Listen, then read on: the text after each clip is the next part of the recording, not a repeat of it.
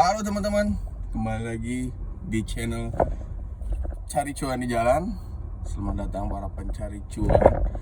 Kali ini, seperti yang gue bilang kemarin, gue pengen cerita soal interview gue yang kedua. Nah, di interview gue yang kedua ini, tempatnya, lokasinya di Bogor teman-teman. Ini di Sentul ya, Sentul Industrial Park, Industrial Center gitu apa namanya.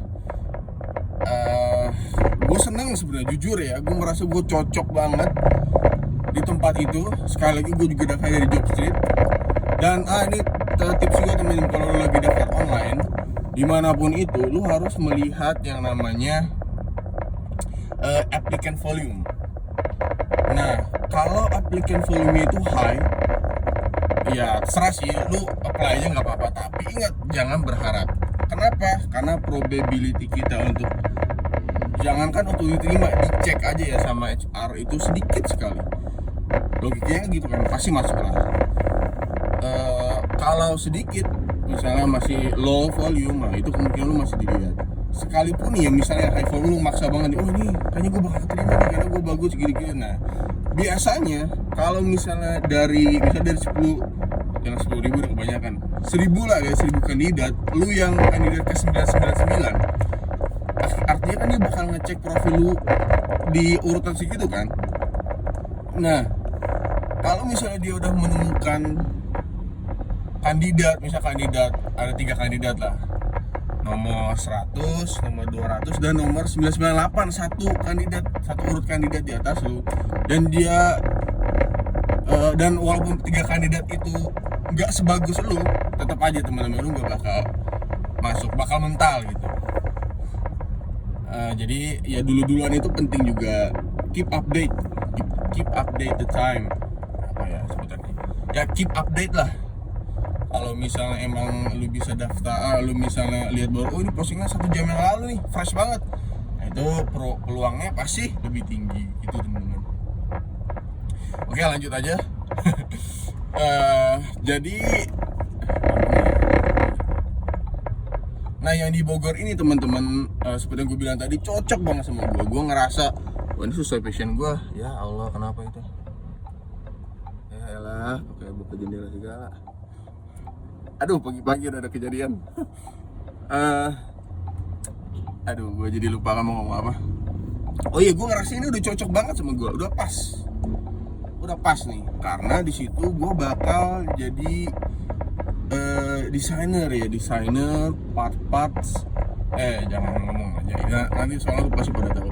Ya pokoknya desainer inilah, desain engineer lah. Di situ gue bakal deal dengan banyak mesin, terutama CNC, CMM, 3D scanner. Pokoknya penunjangnya banyak banget dah. Dan gue juga ngeliat plannya itu baru. Dari job desk-nya juga itu gue suka banget. Emang di situ nggak ada urusan manage apa ya. Ya inilah jobs entry level banget lah. Tapi di situ gue seneng karena sesuai passion gue, pas banget. Nah, singkat cerita, dipanggil lah interview tuh. Ini gue seneng banget sih pas dipanggil interview, karena gue nggak nyangka gitu. Wah, ini cocok nih sama gue nih. Ini banget dah, anak otomotif banget dah. Hari apa gue interview? Hari Sabtu kalau nggak salah ya, atau hari apa ya, gue lupa lah, karena mereka bukanya sampai hari Sabtu. Iya, karena mereka buka sampai hari Sabtu jam 12. Karena mereka kerja sampai hari Sabtu jam 12. Terus dari sini udah kayak, ini kerjanya lumayan juga ya, Senin sampai Sabtu. Oke lah, gue pikir oke lah, mungkin gajinya yang ditawarkan bakal lebih mantap gitu, karena kan harus sampai hari Sabtu kan. Tapi nanti ada plot twist ya teman-teman, jadi lo harus keep in touch with me ya.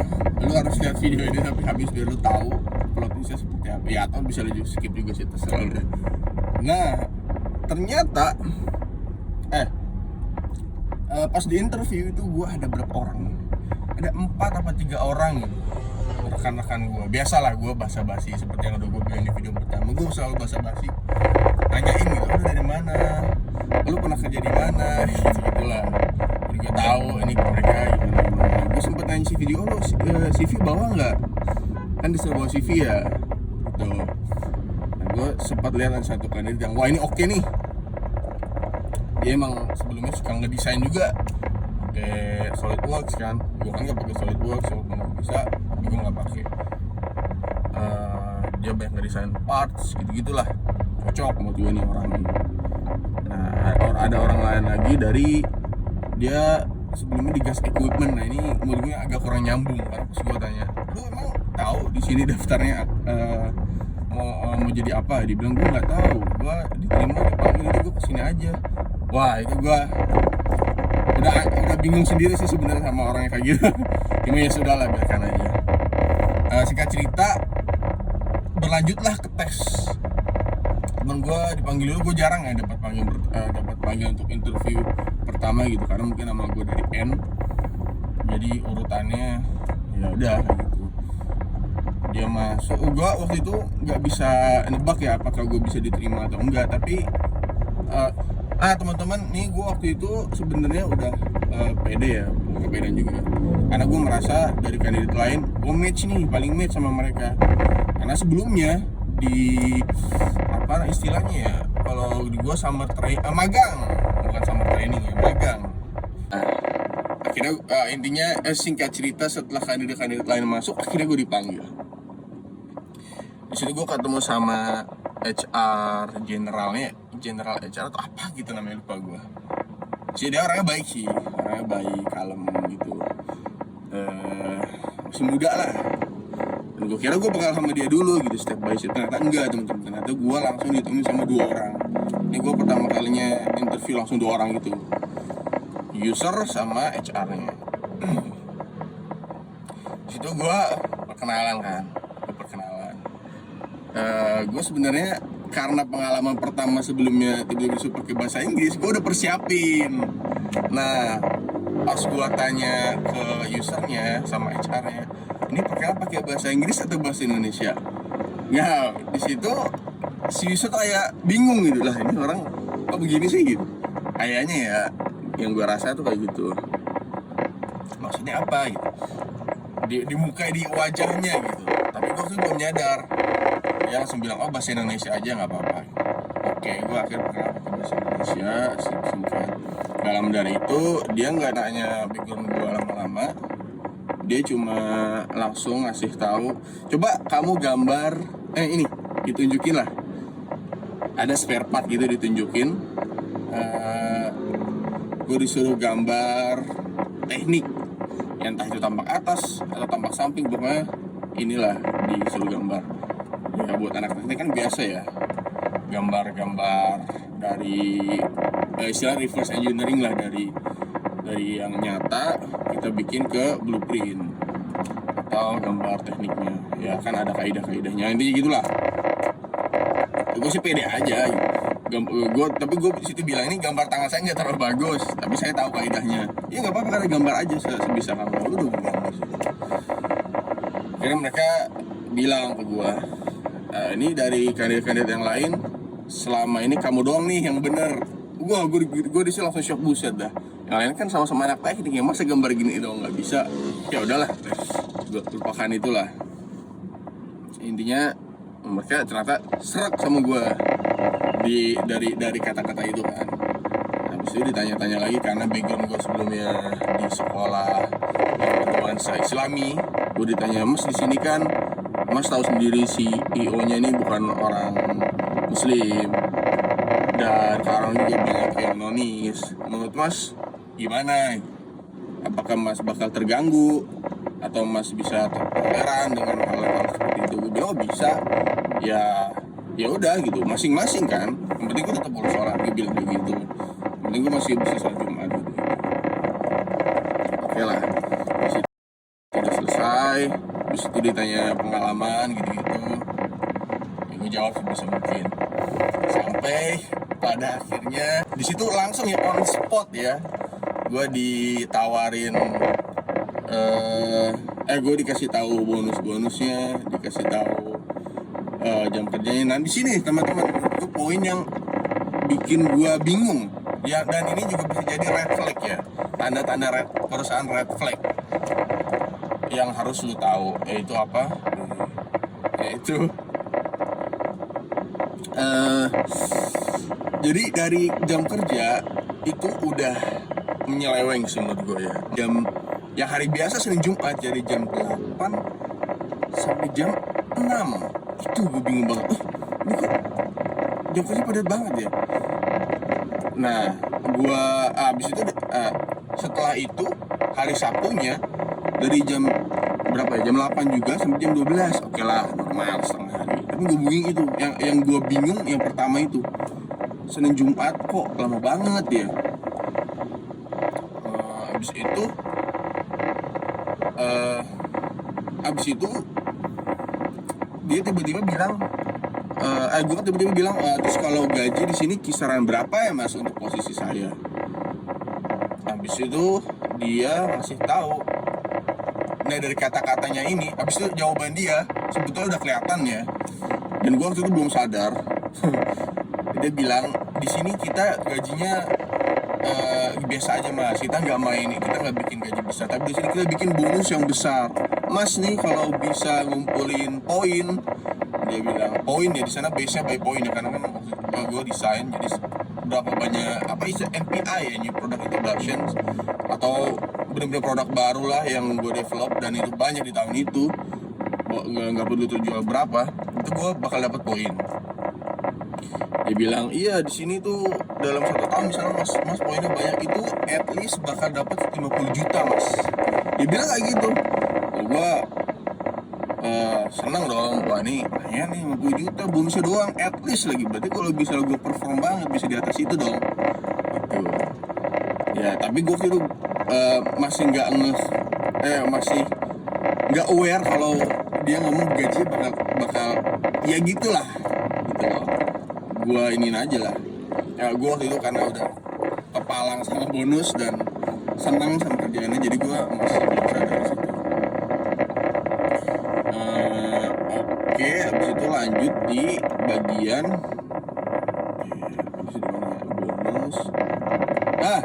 Tapi anehnya teman-teman, dia bilang jadi bonusnya itu gue kan nanya detail ya, jadi teman-teman gue nanya detail lagi soal bonusnya. Berarti bonusnya bisa saya dapat di akhir tahun ini kan? Saya daftarnya, gue waktu itu daftar Agustus apa bulan apa gitu, karena gue baru lulusan Juni ya 2025. Gue bilang, oh berarti saya akhir tahun ini bisa dapat dong. Oh nggak gitu mas, tadi itu nanti setelah setahun kerja. Dia bilang gitu, jadi mas nih 1 tahun ini ya kumpulin poin dulu, nah nanti di tahun keduanya itu baru kita dapat bonus. Kalau ngeri juga ya, kalau misalnya ibaratnya lu tiba-tiba resign atau gimana kan jadi nggak ada kejelasan gitu. Kalau gue maklumin dulu karena gue masih belum tahu apa-apa waktu itu ya. Habis itu gue tanya yang lain soal fasilitas itu udah oke lah menurut gue. Nah gue nanya soal career path, apa sih career path, career development lah, perkembangan karir gue nanti sih gimana. Dia jawabannya ambigu sih, karena dia bilangnya nanti kalau ada plan-plan baru bisa jadi di situ ada peluang buat mas untuk maju, jelas dong. Tapi maksud gue dalam beberapa tahun gitu dia nggak ngasih tahu gitu. Terus itu pertanyaan terakhir selalu gue bilang kemarin adalah feedback. Gue nanya feedback ke dia, dan yang mengejutkan tadi adalah dia bilang gue sombong. Dia bilang ya jangan terlalu sombong lah dengan kemampuan mas. Anjir gue bingung gitu, ini orang kenapa ya, emang gue tadi salah ngomong apa ya, gue mikir gitu kan, kenapa ya, apa cara gue ngomong salah gitu. Perasaan sebelumnya biasa aja, nggak ada yang bilang gue sama gimana, ternyata gue baru ngomong oh iya gue menawarkan diri untuk perkenalan dalam bahasa Inggris atau Indonesia. Kayak di situ tuh dia ngerasa tersinggung gitu. Gue juga sempat nyenggol soal barang prototype mereka di showroom ya, kan itu di showroom ya, di depan ada prototype gitulah. Gue sempet kayak oh itu prototype-nya kayaknya bagusnya ke bahan ini gitu. Kayaknya di situ juga dia ngerasa tersinggung. Oke lah, terus gue minta maaf, oh iya mohon maaf ya saya nggak tahu. Tapi sisanya dia bilang ya kamu sudah bagus, kamu cocok. Nantilah kita lihat dah dalam 1 minggu ke depan, dia bilang ya, itu tuh hari Sabtu loh. Dalam 1 minggu ke depan dalam dalam 1 minggu ke depan kita bakal kirim offering letter, dia bilang gitu kan. Ya udah, akhirnya gue pulang. Nah, padahal ya perkataan dia itu kan 1 bulan ke depan, 1 minggu lagi kan. Ternyata hari Minggunya itu gue dikirim offering letter. Dan ini kocak teman-teman, offering letter itu cuma selembar. Di situ lu nggak tahu peraturannya apa, lu nggak tahu bonusnya seperti apa. Padahal dia udah ngomong secara lisan kan, bonusnya bakal pakai poin, habis nanti di tahun pertama gitu. Itu nggak ada teman, itu cuma 1 lembar gitu. Itu juga fotokopi scanan. Kelihatan lah scanan itu, acak-acakan itu lah. Jadi Apri di scan, terus dikirim ke gua. Dan gue kaget pas ngeliat gaji, anjir, pas gue kaget pas ngeliat gajinya, ya Allah, kok begini ya, maksudnya gue kerja dari hari Senin ke Sabtu loh, dan lebih parahnya lagi, di situ probation 3 bulan, dipotong 20%, itu gue nggak ngerti larinya kemana 20% probation, padahal kan nggak boleh ya probation tuh dipotong-potong, kalau outsourcing gue nggak tahu ya. Kalau misalnya lu personal gitu, nggak boleh dipotong teman-teman. Situ gue bingung sebenarnya, karena di satu sisi yang sama gue lagi interview di perusahaan multinasional, dan karena perusahaan besar jadinya lambat. Gue di situ ya, konsultasi sama bokap gue lah, ini gimana, ini cocok banget, tapi gajinya nggak sesuai, gue bilang gitu. Kaget lah gue pas ngeliat itu. Gue juga ngasih tahu ke dosen gue banyak sharing lah ke temen gue lempar aja tuh isu gue ke mereka bilang saranin jangan, tapi kalau mau maksa ya terserah, karena ya memang bagus sih, dari nama juga katanya dosen gue tahu gitu, dia tahu, oh saya tahu perusahaan ini, pernah dengar kok, artinya oke kan. Tapi ternyata dari secara sistem kacau sih menurut gue ya. Dari kata temen gue juga gitu, oh ini kacau Pak, yang diambil Pak, ini lu masa offering letter cuma kayak gini doang. Jadi teman-teman di situ di tahun pertama itu gue nggak dapet BPJS 1, gajinya juga dipotong 2. Ketiga ya ini sebetulnya masuk hari 1 minus ya bagi gue ya, karena ini aduh gimana ya, masa lu udah kerja dari pagi, dari jam 6 dari jam 8 sampai jam 6, habis itu Sabtunya masih harus kerja, itu aneh gak sih? Apa jam 3 ya? Gue gak tahu lah, seingat gue sampai jam 6 waktu gue dengernya. Nah, Sabtu lu masih harus kerja juga, wah capek sih menurut gue. Tapi waktu itu positifnya lokasi di Bogor, gue udah lumayan familiar lah dengan Bogor, sering bolak-balik. Dan gue mikir waktu itu, ini kalau lewat tol murah nih, 7.500 kan, daripada di Cikarang gitu, atau di tempat lain.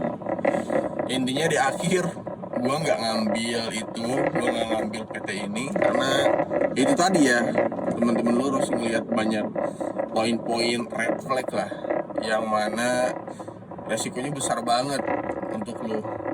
Bisa jadi karena lu nggak ada keterikatan BPJS atau gimana, lu nggak dikasih paklaring nanti ketika lu tiba-tiba resign gitu ya di tengah jalan. Kita nggak ada yang tahu ya, ntar pas disuruh nunjukin ini kamu pernah kerja katanya, ada buktinya nggak? Ya ternyata nggak ada buktinya karena mereka nggak ngasih paklaring gitu-gitulah. Intinya gue juga di situ nggak sempet bicara sama manajemen, gue nggak tahu, pokoknya HR and user dah gitu doang. Ya intinya teman-teman, kalau lu lagi nyari kerja bersabar dan berusaha ya, inget ya, pokoknya lu jangan aneh-aneh dah. Kalau misalnya ada orang mau bersabar atau bertawakal, oh ini orang nyuruh diem, aduh jangan kayak gitu dah, please stop lah. Waduh ini ada truk, silakan bang gitu. Lu pokoknya jangan kayak gitulah, biasa aja. Ini mana sih,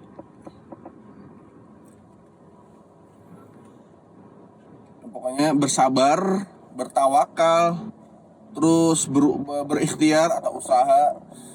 Kalau misalnya lu memang merasa nggak cocok, cari lagi. Teman-teman sekarang online, udah nggak kayak dulu lah. Lu udah nggak perlu ngirim surat, nggak perlu bongo ya, orang tinggal update tiap hari, klik. Jadi dapat. At least menurut gue ya, ketika lu sudah dipanggil, di situ lu harus tunjukin diri lu sebaik-baik mungkin. Kalau misalnya lu belum dipanggil, maksudnya di pas daftar itu kok belum dipanggil gue buat interview, nah itu itu lu di situ ngulang-ngulang, itu lu harus ngecek CV lu, upgrade terus CV lu sampai sekiranya orang lain ngelihat, oh ini orang bagus nih, intinya poin-poin yang lu ingin sampaikan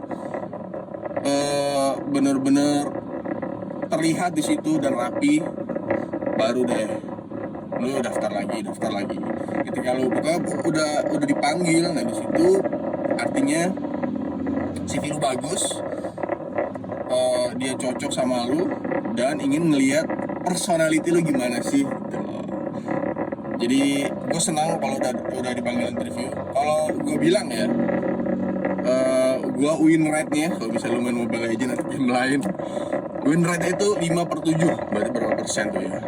Ya 5 bagi 7 sekitar 70%-an lah ya.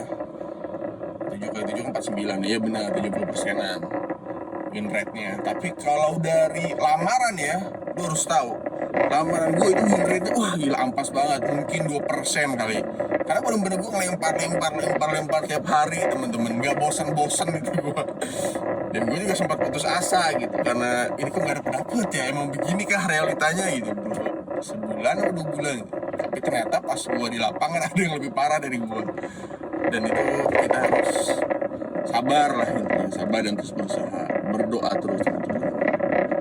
Oke, mungkin segitu aja video gue kali ini.